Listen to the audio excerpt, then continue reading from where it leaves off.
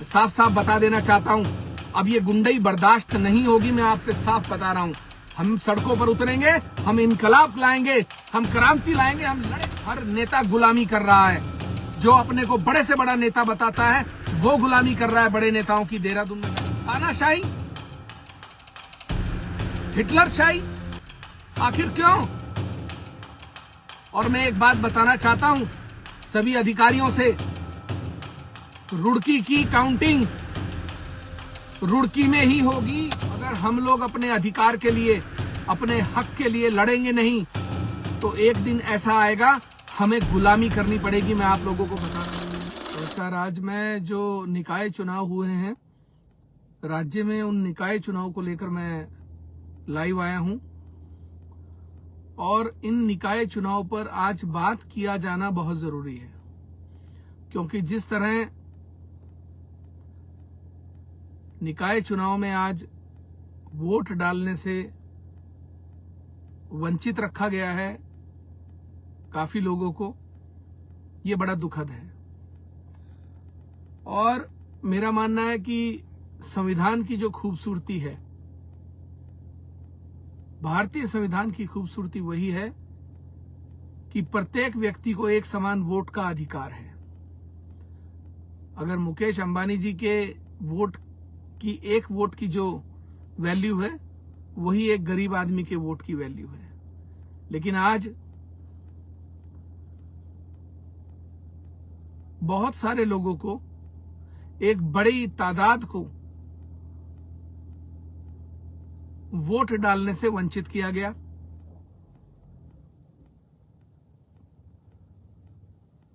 उन पर जोर जबरदस्ती की गई। काफी लोगों के वोट जो थे वो उनके नाम काट दिए गए। और मैं साफ साफ कहना चाहता हूं कि लोकतंत्र की हत्या हुई है। और ये जो लोकतंत्र की हत्या हुई है, मैं चाहता हूं आप ज्यादा से ज्यादा लोग शेयर करें, ज्यादा से ज्यादा लोग इसको शेयर करें ताकि हमारी आवाज दूर तक सरकार के कानों तक पहुंच सके।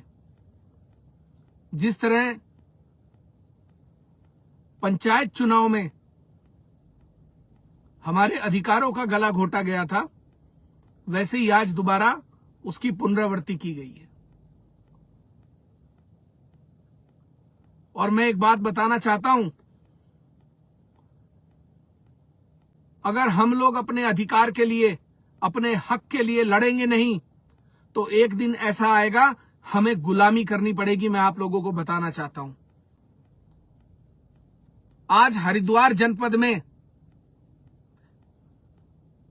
मुझे लगता नहीं कि नेताओं की रीढ़ की हड्डी बची है जो अपनी लड़ाई लड़ सकें, जो अपनी आवाज बुलंद कर सकें, जो अपनी आवाज को सड़कों पर उतार सकें।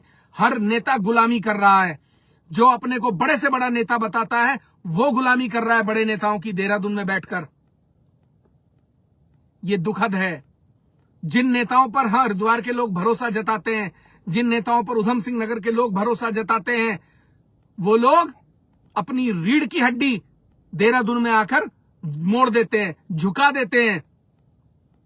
हरिद्वार में वो लोग दादागिरी दिखाते हैं, हरिद्वार में वो लोग अपने को बड़े से बड़ा नेता दिखाते हैं, लेकिन उनकी सच्चाई जो है वो ये है कि जब आम आदमी की आवाज उठाने की बात आती है तो ये सारे के सारे घर में दुबक जाते हैं। मैं आप शब्दों का इस्तेमाल नहीं करना चाहता, अगर चाहूं तो मैं आप शब्दों का इस्तेमाल कर सकता हूं, लेकिन नहीं, मेरी मर्यादा मुझे रोकती है। आप लोग ज्यादा से ज्यादा पहले शेयर करें, क्योंकि ये लड़ाई अगर आप मेरे साथ खड़े होकर नहीं लड़ सकते तो कम से कम सोशल मीडिया के माध्यम से इसे शेयर करके लड़ने की ताकत रखिए।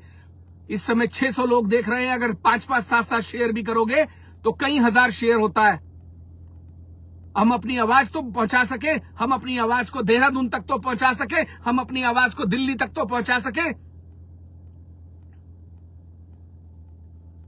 आज खून के आंसू हमें आ रहे हैं, लोग तराईमाम कर रहे हैं, वोट डालने से हमें जो है वंचित कर दिया गया है। लोकतंत्र की सरेआम हत्या हुई है। हम बोलने को हमारे पास शब्द बहुत हैं, लेकिन मुझे लगता है कि जब तक हम सब एकजुट होकर आवाज नहीं उठाएंगे, बात नहीं करेंगे, अपने हक की बात नहीं करेंगे, अपने हक हकूकों की बात नहीं करेंगे, तब तक हरिद्वार के लोगों को इसी तरीके से वंचित रखा जाएगा। तब तक इसी तरह उधम सिंह नगर के लोगों को वंचित रखा जाएगा। आज हर व्यक्ति अपने अधिकार की बात करता है, लेकिन हरिद्वार का व्यक्ति अपने अधिकार की बात नहीं करता है। वो किसी न किसी नेता की गुलामी करता है और वो नेता आगे किसी की गुलामी करता है। हमने अपना ज़मीर बेच दिया है। हमारी आंखों में पानी मर गया है। हमारी आंखों में शर्म हया खत्म हो गई है। हम आज जो करना चाहते हैं वो करते हैं और ये सोचते हैं कि कोई देख नहीं रहा। तानाशाही, हिटलरशाही, आखिर क्यों? और मैं एक बात बताना चाहता हूं सभी अधिकारियों से, रुड़की की काउंटिंग रुड़की में ही होगी और अगर रुड़की की काउंटिंग रुड़की में नहीं हुई तो सड़कों पर जनसैलाब आएगा। हम इस चुनाव का बहिष्कार करेंगे।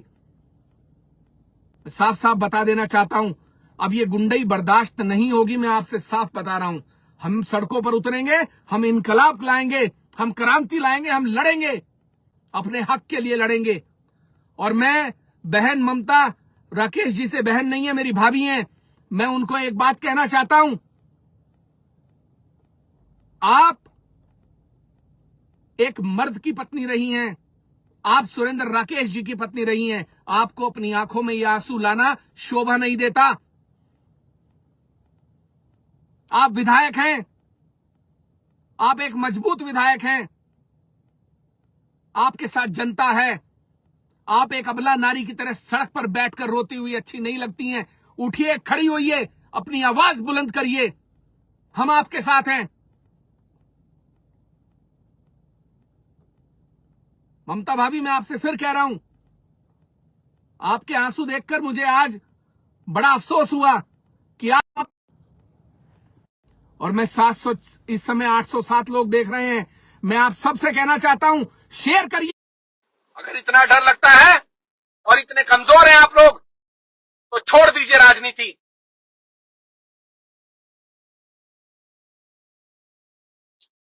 जनता का गला काट दिया जाता है सड़कों पर, किसानों को रौंद दिया जाता है सड़कों पर, बच्चों को नौकरियों में पक्षपात किया जाता है और आप सब बैठकर देखते हैं। शर्मनाक, शर्मनाक है आप लोगों के लिए। शर्म आनी चाहिए। डूब मरिए गंगा जी में जाकर।